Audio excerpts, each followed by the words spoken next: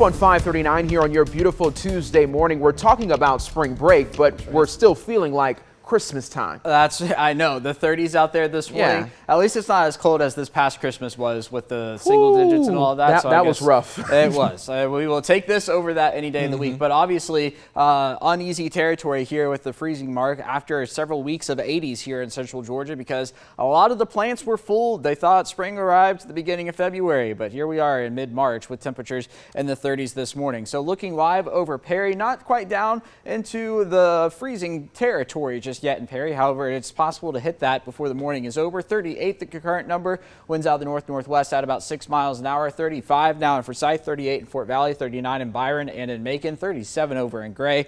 Also up in Milledgeville this morning to get this Tuesday started, hanging on to 41 in Dudley, as well as in Dublin, 39 down in Eastman, and 42 in Crisp County this morning. Now, nothing out there on the radar picture. Not expecting to see anything out there on the radar picture. We look back into Tennessee, Alabama, Mississippi, not finding any big weather system working its way towards central Georgia. We're not really going to see anything until what you see out near Lubbock this morning begins to get its act together and moves towards the east. That will arrive just in time for St. Patrick's Day. But for now and into the night tonight, we do have a freeze warning in effect for Hancock County, Baldwin, Jones, Monroe over to Upson County. A freeze watch just to the south of it. That's going to be Washington, Wilkinson, Twiggs, Bibb, Houston, Peach, Crawford, Taylor, Macon counties. And that's all going to run until tomorrow morning as we head through the overnight hours and we get temperatures down into the freezing territory once again. So through the day today, we will begin to warm up as soon as the sun comes up. Temperatures into the 40s by the noon hour, 50s later on this afternoon, but then that's going to do it for us. We're only going to top off in the mid 50s today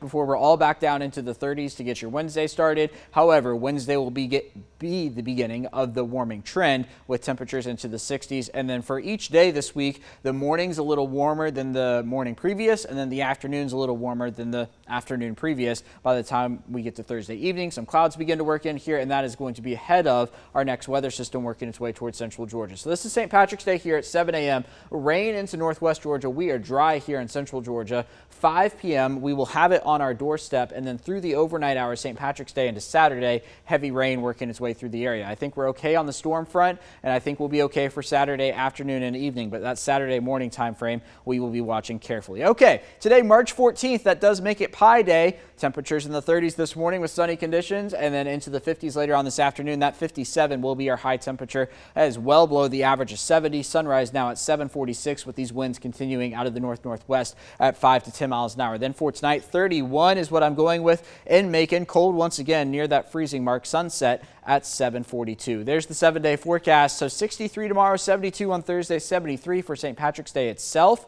with a 90% chance of rain. That's going to come mainly during the evening and into the overnight hours, hanging on to that 20% chance of rain into Saturday morning before temperatures turn cooler again next week.